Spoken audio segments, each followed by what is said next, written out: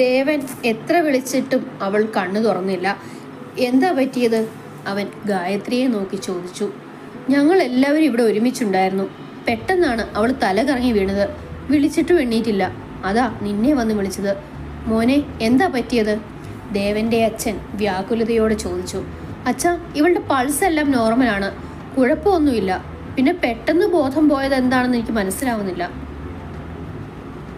മോനെ ദേവ, ഇനി ഒന്നും ആലോചിക്കണ്ട.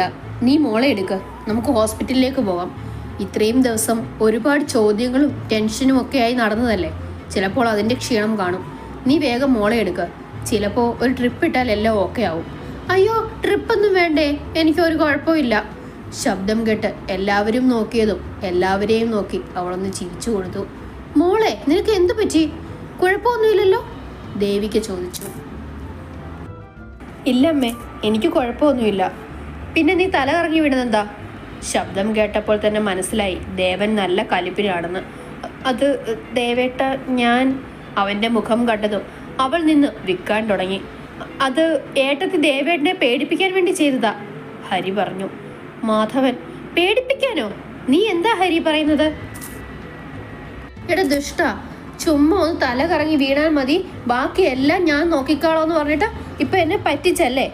അവൾ അവനെ നോക്കി പല്ല് കടിച്ചുകൊണ്ട് പറഞ്ഞു. ഓഹോ, അപ്പൊ രണ്ടും കൂടെ മറ്റുള്ളവരെ പേടിപ്പിക്കാൻ ചെയ്തതാണല്ലേ?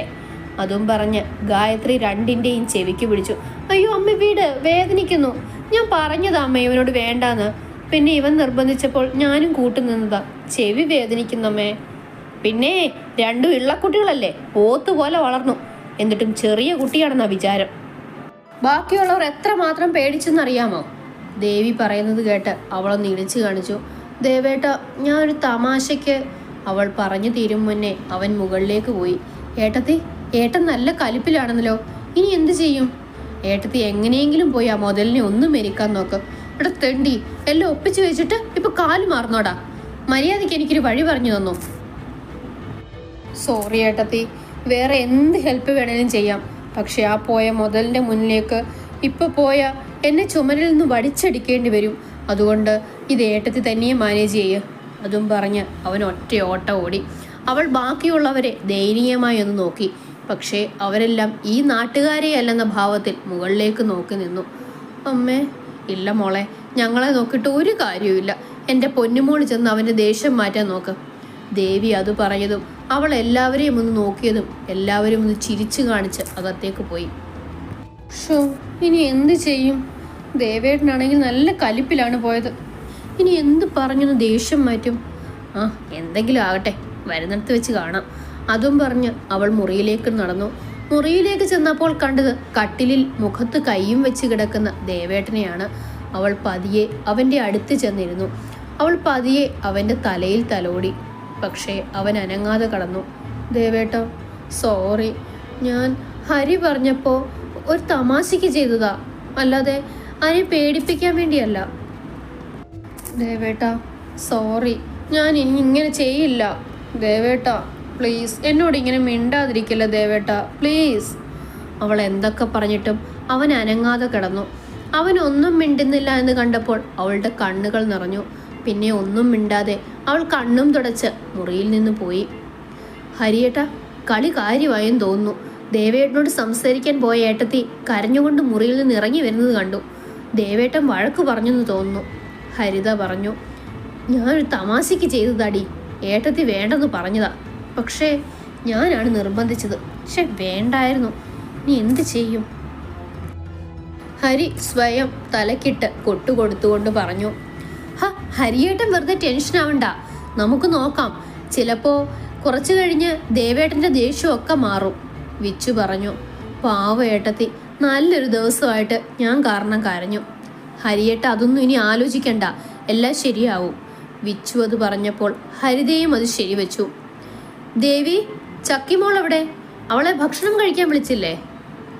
വിളിച്ചതാ വിശ്വേട്ടാ, അവൾ വേണ്ടെന്ന് പറഞ്ഞു, വിശപ്പില്ലെന്ന്. അതെന്താ അങ്ങനെ പറഞ്ഞത്? നീ എല്ലാം എടുത്തു വെക്ക്, ഞാൻ പോയി വിളിച്ചിട്ട് വരാം. വേണ്ട വിശ്വേട്ടാ, വിളിച്ചിട്ട് കാര്യമില്ല, അവൾ വരില്ല. ഞാൻ കുറേ പറഞ്ഞു നോക്കിയതാ, എന്ത് പറഞ്ഞിട്ടും അവൾക്ക് വേണ്ടെന്ന് പറഞ്ഞിരിക്കുക. അതാ ഞാൻ ഇങ്ങോട്ട് പോകുന്നത്. ഓ, ഈ പെണ്ണിൻ്റെ ഒരു വാശി. വാശിയെക്കുറിച്ച് നിങ്ങളൊന്നും പറയണ്ട. നിങ്ങളും ആ കാര്യത്തിലൊട്ടും പുറകിലല്ലോ. പിന്നെ അവളെ പറഞ്ഞിട്ടെന്തിനാ? നിങ്ങളുടെയല്ലേ മോള്. പിന്നെ ദേ ഈ ഇരിക്കുന്ന വെട്ടുപോതിൻ്റെ കൂടെയല്ലേ ജീവിക്കുന്നത്. അപ്പൊ പിന്നെ അവളും ഒട്ടും മോശം വരില്ലല്ലോ. എന്തായാലും നിങ്ങളിനി കഴിക്കാൻ നോക്ക്. അവൾ എന്തായാലും വരില്ല. ദേവനെ നോക്കി അതും പറഞ്ഞ് ദേവി അകത്തേക്ക് പോയി.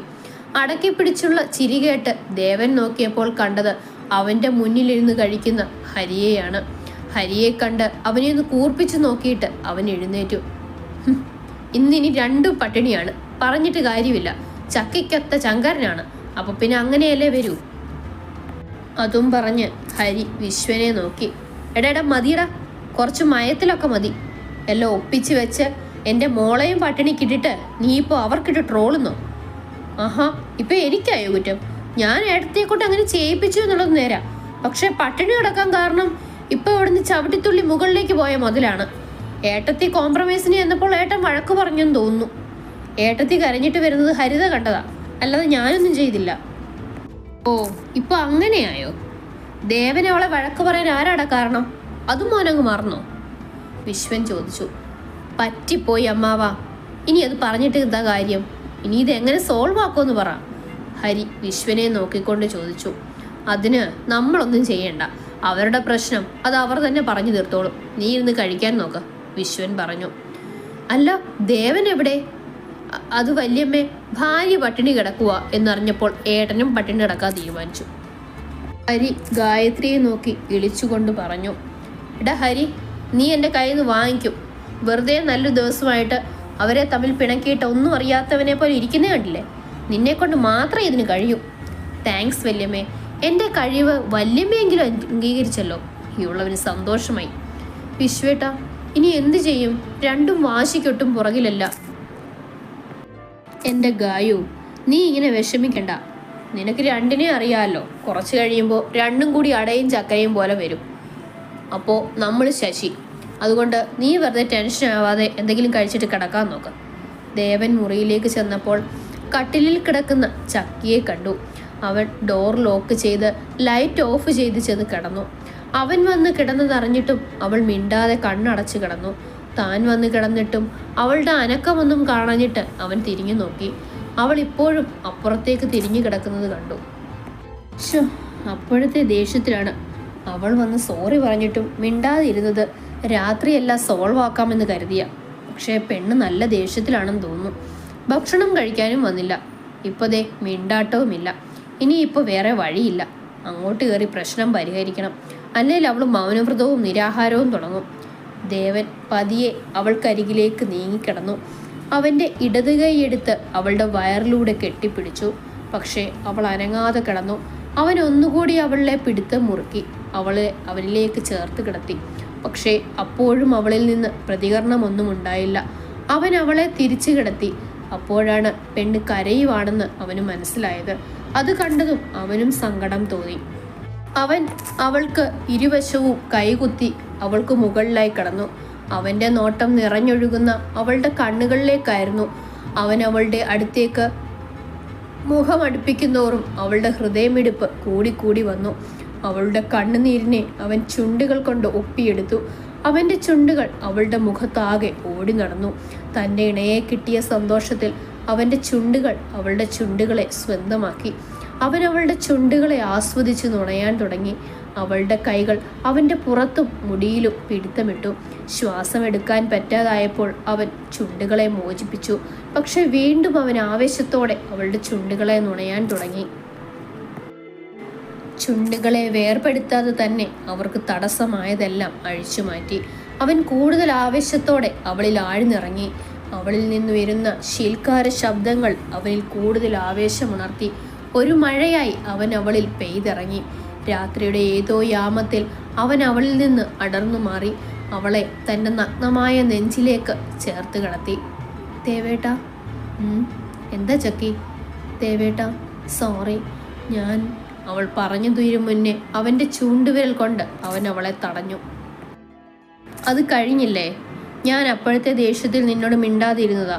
അതിനിങ്ങനെ പട്ടിണി എടുക്കണമായിരുന്നോ? നിനക്കെന്തേലും പറ്റിയാൽ എനിക്ക് സഹിക്കില്ലെന്നറിയാലോ. അപ്പോൾ നീ ഇങ്ങനെ ചെയ്തപ്പോൾ എനിക്ക് നല്ല ദേഷ്യം വന്നു. അതുകൊണ്ടാ നീ വന്ന് സോറി പറഞ്ഞിട്ടും ഞാൻ മിണ്ടാതെ ഇരുന്നത്. ഇനി മേലിൽ ഇങ്ങനെയൊന്നും ചെയ്യരുത് കേട്ടല്ലോ.